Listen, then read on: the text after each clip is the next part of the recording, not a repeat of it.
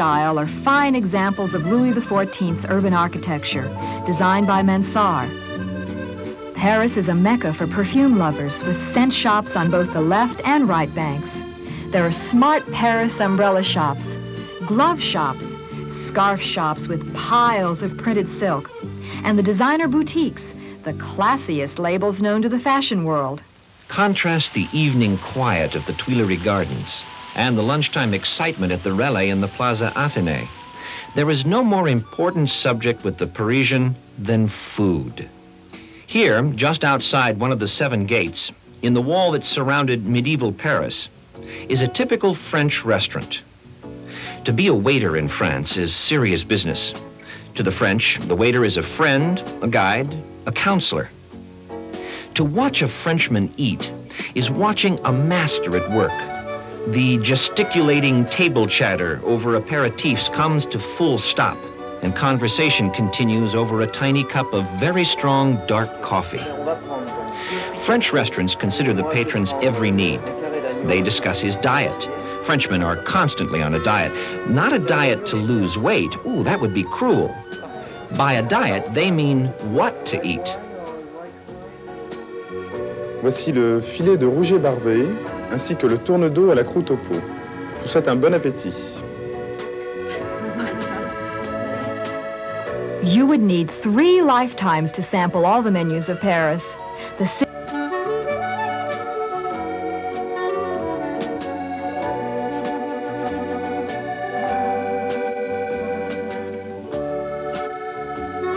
And of course, the ever-present fast food chain. Fresh shellfish are displayed outside the restaurants under canopies that read huîtres, which means oysters. The raw fish is served on trays of ice, a popular late-night dish. French regional cookery can be found all over Paris. The garlic and saffron-scented bouillabaisses of Provence, rustic pork dishes from the markets of Auvergne, and foie gras, liver of fattened duck or geese. Cassoulets of beans and meat from the southwest, sauerkraut and sausage specialties from Alsace-Lorraine. And caviar imported from Russia, a fine companion for a glass of French champagne. The French are passionate about food. And about romance. Wherever you go in Paris, the skyline is dominated by the Eiffel Tower. It was built between 1887 and 1889 and was intended to stand for only 20 years. It's made of 12,000 pieces held together by 2.5 million rivets. When it was complete, the public complained loudly that it was the worst piece of architecture ever put up in steel. Notable figures at the time, including Guy de Maupassant, signed petitions to have it melted down for scrap. You reach the 3 viewing platforms by elevator, or, for the young and the strong, by 1,652 steps, and that only takes you to platform 1. Everyone takes an elevator to the top. The views at various levels are spectacular, and best about an hour before sunset. On a clear day from the highest platform, you can see for 40 miles. The Eiffel Tower rises 1,051 feet above the ground and weighs 7,000 tons. If you go to the highest platform on a windy day, the breeze can blow your beret all the way to Belgium. The Eiffel Tower was saved in 1918 because of its value as a radio transmitter, and since 1957 to send television signals. It's now the best-known monument in France and the symbol of Paris. After the Eiffel Tower, the most renowned structure in Paris is the Arc de Triomphe. Napoleon ordered L'Étoile and the Arc de Triomphe built in 1806 to honor the Imperial Army. The triumphal arch is emblazoned with statues commemorating his victories at Valmy, Jeanne Maps, Lodi, Pyramides, Arcole, and Rivoli, to name a few. It took 30 years to complete and is now known as the Place Charles de Gaulle. Under the arch, the tomb of the unknown soldier. The eternal flame is rekindled each evening at 6:30. Take the elevator to the museum inside. You can climb the last few steps to the top, 164 feet above the ground, and have a magnificent view of Paris with all her monuments and each of the avenues spinning off l'étoile, the star. You're looking at the most famous 2 miles on Earth, down the Champs-Élysées between 2 triumphal arches. The walk from the Rond Point, or Round Point, to the Étoile is now largely commercial, yet its cafes are filled with Parisians and visitors dawdling over a pastry and a café crème, or sipping a liqueur and practicing the fine Parisian art of people watching.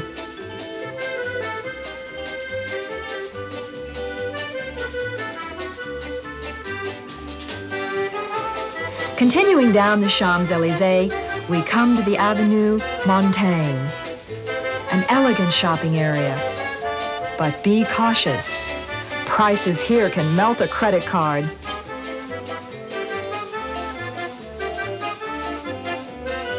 Further along another fashionable street, the Rue Faubourg Saint-Honoré, a narrow, winding street that passes by the President's Palace, police headquarters, and embassies, in between exclusive boutiques. Equal fountains now in the Place de la Concorde.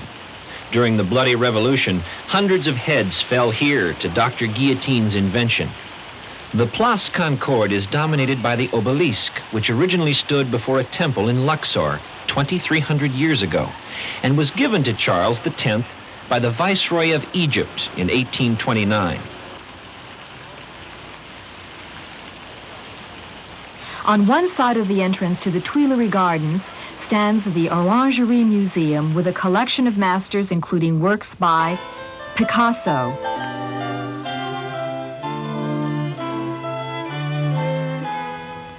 Rousseau, Cézanne, and Matisse. On the other side of the gate is the Musée Jeu de Paume, with the work of the 19th century Impressionists who studied new effects of light and... Guard the entrance to the gardens of what was the Palais des Tuileries, part of Catherine de' Medici's grand design. The gardens were designed by Lenotre, the famous architect of Versailles, and throughout are statues from the 17th and 18th century. The palace was used by Napoleon III as apartments for himself and Empress Eugenie until it was destroyed by fire in 1871. At the bottom of the Tuileries, on Avenue General Lemonnier, stands the only relic of the palace, the Arc de Triomphe du Carrousel. Built in 1806 and modeled on the Arch of Septimus Severus in Rome, it honors Napoleon's 1805 victories in Italy. The bronze chariot group and figures on top of the arch are by Bosio. Until you visit the Louvre, Parisians won't let you leave town. It's not a national treasure. It belongs to the world. Construction of the Louvre Palace took place over 3 centuries, from 1527 to 1827, and it continues today.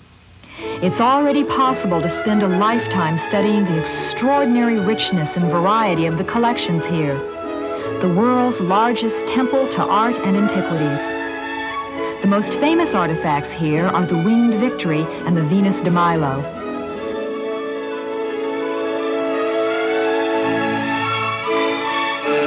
The largest collection of paintings in the world. The work of Flemish, Dutch, German, English, Spanish and French masters, Rembrandt, Hals, Watteau, Velasquez, El Greco, Le Lorraine, David, and Leonardo da Vinci. All visitors come to see this famous lady.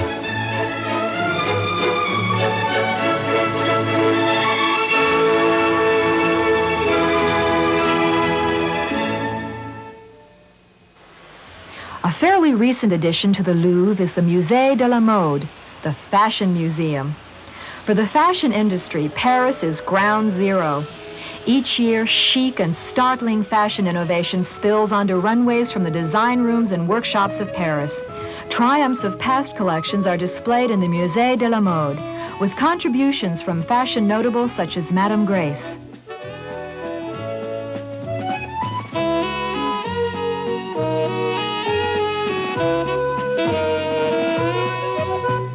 The Paris Underground, the metro, is one of the city's marvels.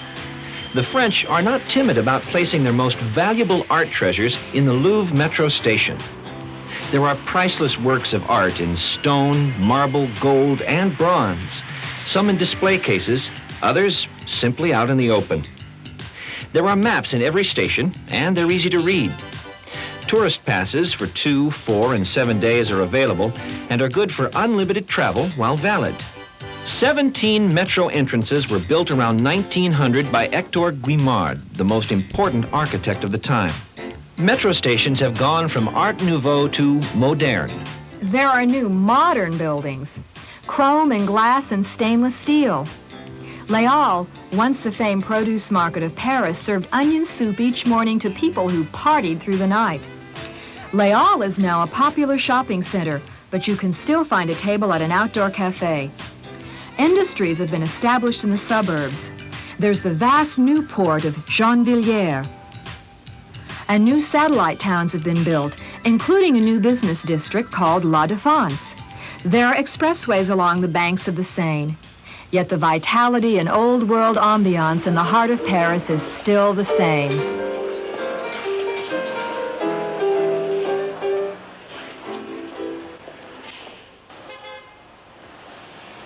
The Paris cab driver is as individual as the philosopher Hackies of New York. You approach the cabbie at his parking station. He immediately puts a protective hand over the back door. He asks what direction you wish to go. Then he says, "I'm going the other way. Look for another."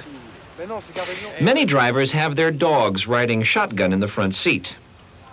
The Paris cab driver is proud of the valorous tradition of the taxicab army that defeated the Germans outside Paris in 1914. A General Galliani got an army together. Dogs and taxis, French dogs live more richly than any others. Parisians take their dogs everywhere. And like their owners, Parisian dogs take a special interest in grocery shopping. And dogs are welcomed in French restaurants. The French think our ban on dogs in the dining room is barbarous.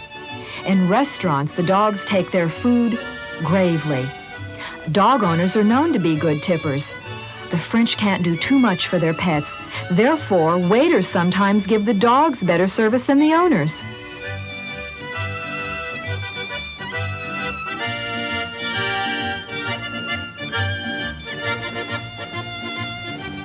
Sunday is the best day to go and sit in the Place de Terre, Turtle Place, in Montmartre.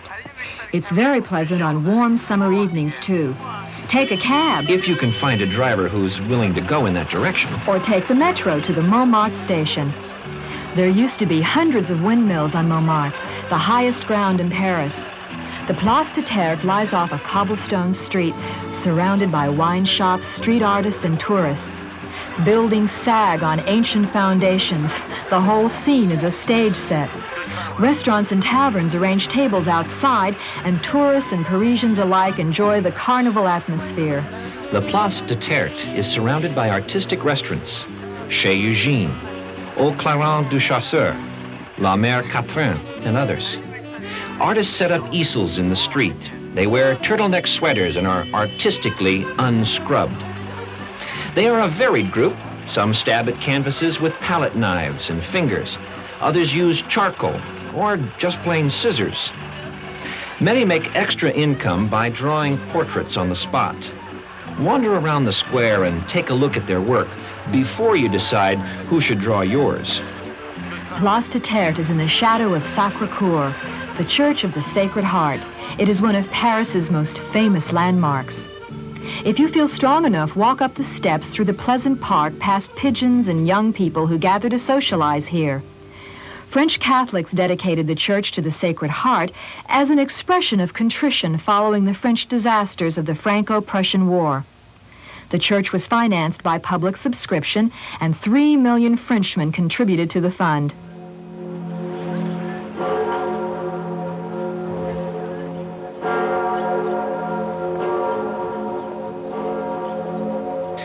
If you drive down the winding streets near Sacré-Cœur, you'll discover one of the secrets of Paris, the cemetery of Montmartre. During the World War II occupation, many Parisian fortunes were hidden here. Some were recovered after the war, some not, stolen or lost forever.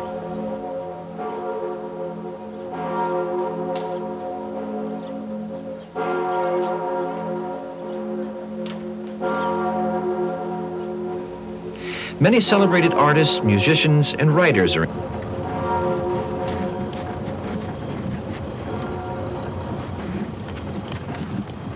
We leave Montmartre driving down the prestigious street many Parisian celebrities call home, and come upon a choir procession parading through the crowds on their way to the Cathedral of Notre Dame. The site on the Ile de la Cité has been a religious center for 2,000 years. A Roman temple dedicated to Jupiter once stood on this spot. In 1163, Maurice de Sully, Bishop of Paris, vowed to give the city the great cathedral it deserved, and so Notre Dame was built. Henry IV of England was crowned King of France here in 1438. The coronation of Napoleon and Josephine took place here in 1801. And in 1944, the Te Deum, celebrating the liberation of Paris, was performed in the presence of Charles de Gaulle. You can climb up a winding staircase to the balconies by the great bell towers for more panoramic views of Paris. The gargoyles and flying buttresses have been captured in art and photos for centuries. In the fictional Hunchback of Notre Dame, here is where Quasimodo sought sanctuary in the classic story of Beauty and the Gentle Beast. The square in front of Notre Dame, the Place du Parvis, is the official center of France. This is Kilomètre Zero, the point from which all distances in France are measured.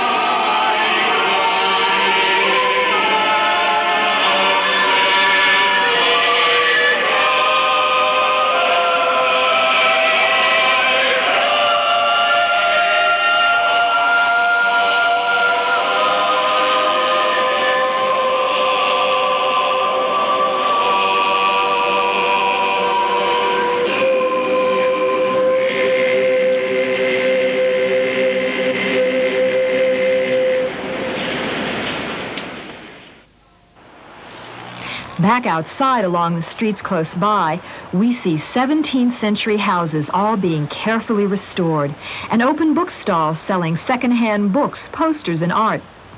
There's a bookstore, Shakespeare and Company, that has always promoted the literary avant-garde. It was the only house that found the courage to publish James Joyce's Ulysses. When you buy a book here, they'll stamp it with a drawing of Shakespeare's head, surrounded with the inscription, Shakespeare and Company, Kilomètre Zero, Paris. A nice souvenir.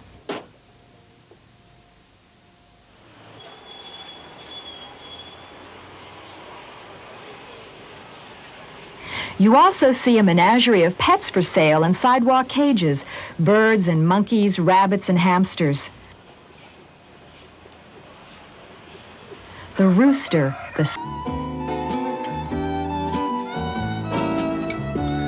the Ile Saint-Louis is one of the oldest parts of Paris. On the eastern tip of the island, by the Pont de Sully, is the Quai de la Tournelle. There are views of the Pantheon from the narrow, winding streets on the left bank.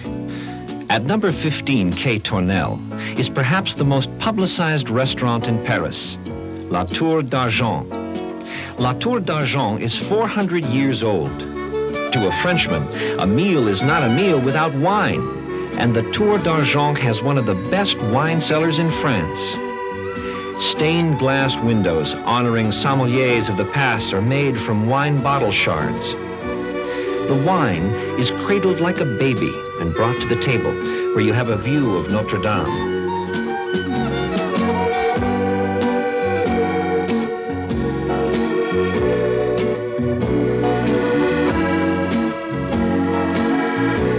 Oldest restaurant to the oldest bridge in Paris, the Pont Neuf. ordered by Henry III in 1577 for his use as a personal shortcut from the Louvre to the Saint-Germain-des-Prés. The Saint-Germain district was the scene of violent executions during the French Revolution, which began in 1789.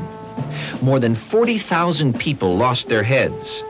Louis XVI and Marie Antoinette heard the whisper of the guillotine blade in 1793. A year later, revolutionaries themselves were Saint-Germain was also the gathering place for many of the lost generation of poets and painters, writers and radicals, intellectuals and rascals following World War I. The famous cafe, Les Deux Magots, is here, the birthplace of surrealism.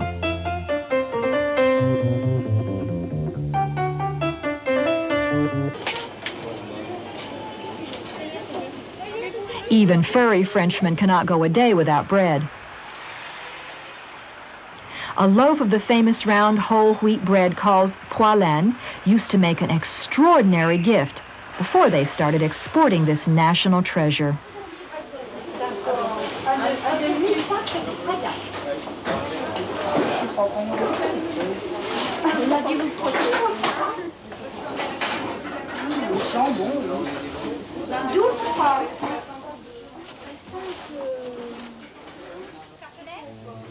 On the site of the Cluny Abbey, you see the Cluny Museum, a playground in front. Archaeologists have a continuing dig here, where they still unearth the pieces of ancient civilizations.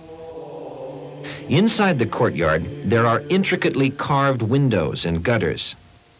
Pope Urbain, a Cluniac monk, dedicated the high altar of the Church of Cluny in 1095. It was he who preached the First Crusade. Steps lead down from the ground floor to the Roman baths. École to the Sorbonne. Founded in 1253 by Robert de Sorbonne as a theological college for 16 poor students. The Sorbonne quickly overshadowed many of the great universities of Europe in prestige and the quality of education. It has always played a leading role in political and religious disputes. And in 1968, the Sorbonne was the center of student agitation which led to university reform throughout France. Many of France's publishing houses have offices in this quarter. And there are a lot of hopeful writers polishing French verbs at the tables of cafes.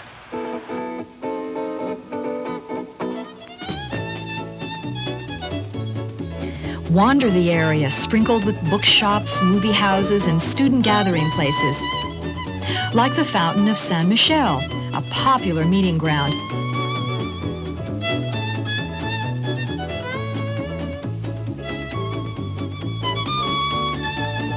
Or stroll the alleyways of the Luxembourg Gardens.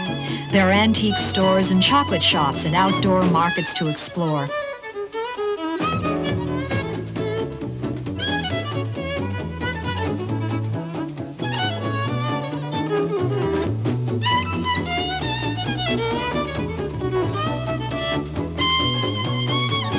The designer boutiques in this area are a bit more trendy than those on the right bank, but no less easy on your pocketbook.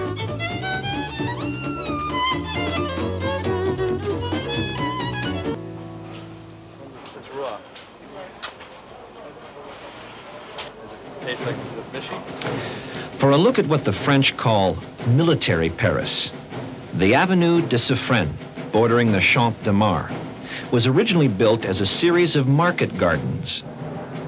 Later it became a parade ground for the École Militaire, the military school, built at the instigation of Louis XV's favorite, Madame de Pompadour, and completed in 1772. The Hôtel des Invalides was built by Louis XIV as a refuge for disabled soldiers. The facade is majestic, the door magnificent.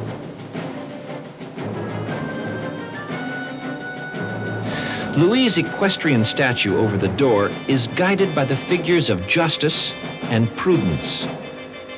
On the opposite side, Napoleon is frozen forever in bronze. The slate roofs of the buildings facing the cobbled Cour d'Honneur are surmounted by horses trampling on the attributes of war. The courtyard is lined with bronze cannon and pieces of captured artillery.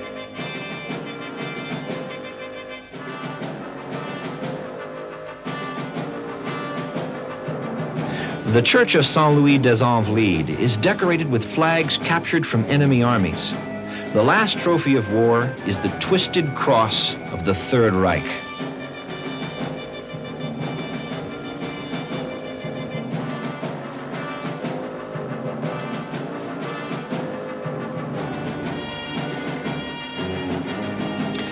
Behind is the Church of the Dome, where Napoleon's body lies placed in 6 coffins, each inside the other, in a tomb of red porphyry on a green pedestal. The tomb is illuminated by light from the windows of the magnificent dome overhead. Below, just in front of Napoleon's statue, is the tomb of l'Aiglon, the emperor's only son, who was appointed king of Rome before he died of consumption at only 21 years of age. In surrounding chapels are the tombs of Napoleon's brothers, Jerome and Joseph Bonaparte, and of the great French marshals.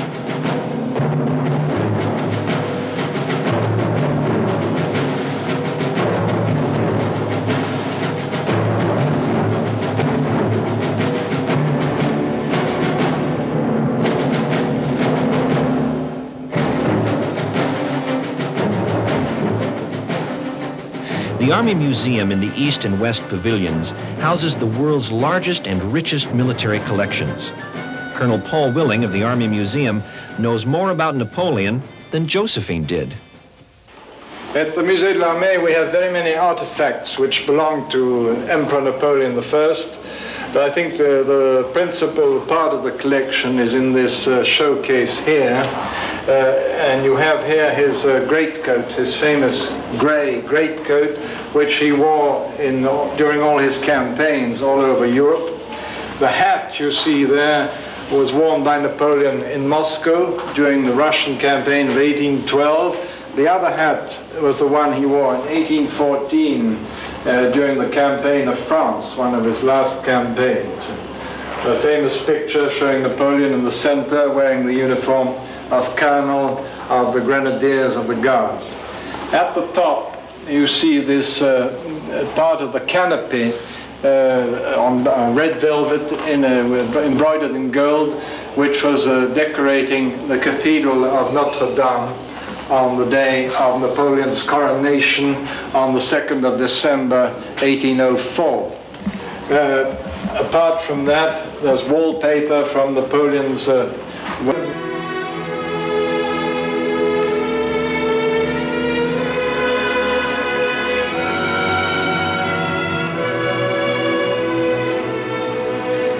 Other ghosts of 20th century artists and writers haunt the cafes of Montparnasse. Chagall, Gauguin, Modigliani, and Whistler all lived and put brush to canvas here. Stravinsky wrote much of his music here, and Ernest Hemingway and Henry Miller found saleable words in the cafes. Miles west of Paris, the City of Light, is the most astonishing, the most beautiful monument left by French royalty, the magnificent Chateau of Versailles.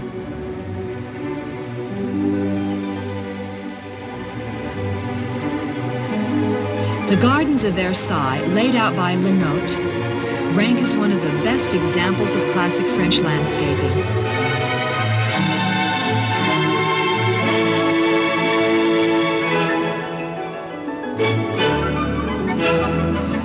Tree-lined alleys and lakes and foamy white fountains.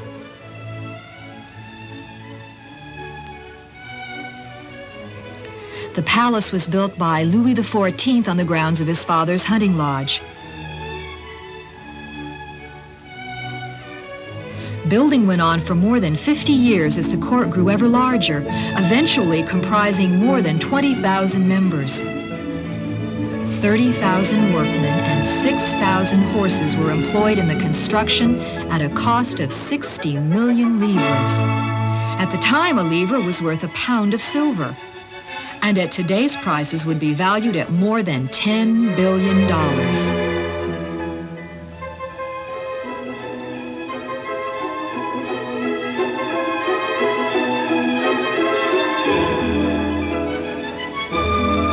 From the marble courtyard, you see the balcony where the Sun King greeted his noble guests. Inside the grand apartments are a series of 6 rooms where Louis XIV held court.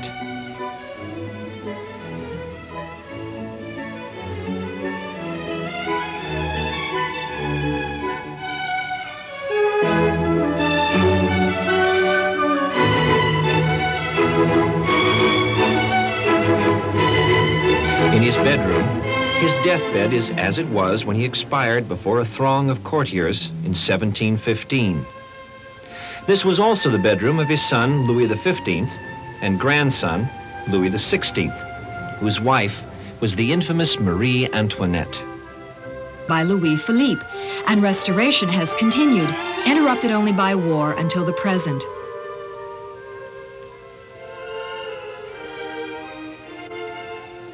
A complete tour of the chateau and gardens is impossible to make in just one day, yet the highlights can be seen, including the chapel, all white and gold, the heavily gilded altar, the superbly carved doors. Artisans are still employed restoring its splendor.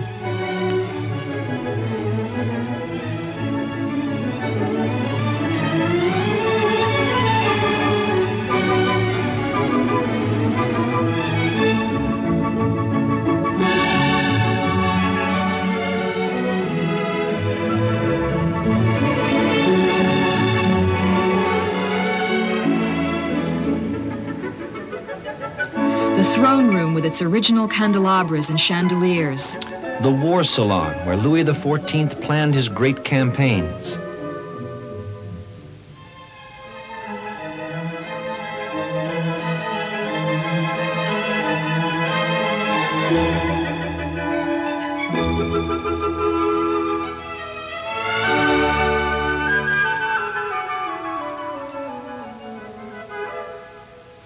Versailles was brilliantly designed so that the movements of the king followed the movements of the sun, or vice versa, so that the king would always appear greater than life, surrounded by a halo of light.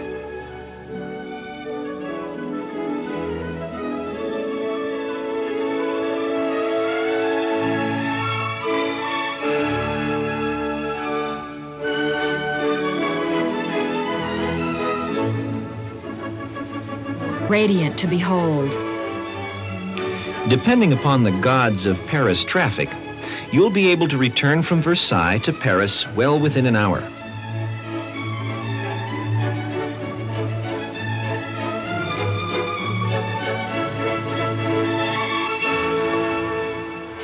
One of the nicest things to do in Paris is to sit on a slow-moving barge and let Paris come to you. There are many great and small Paris hotels in all price ranges. The Crillon, Lutetia, the Ambassador Concorde, the Maurice, the Georges V and Plaza Athénée. Yet wherever you stay in Paris, from the internationally famed hotels that show up in the world's society columns to a 5th-floor walk-up, Paris is always romantic. For Paris is the city of love. And life. Nightlife in Paris has its own French style, full of fun and mildly naughty. Often bizarre, but always performed with panache and high style.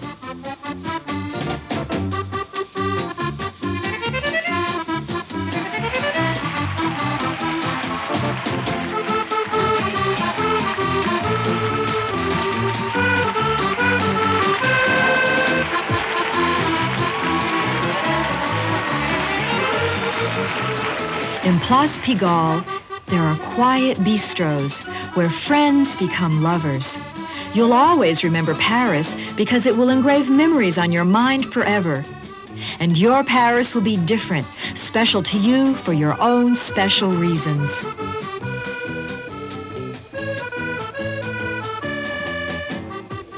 It may be for food or fashion, art or architecture, history or just for the exuberant joy of this world capital.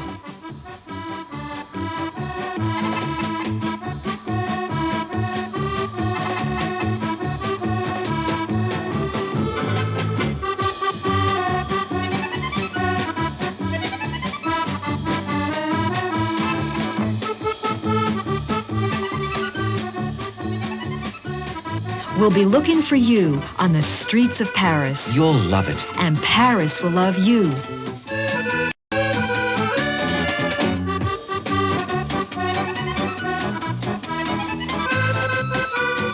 À votre santé!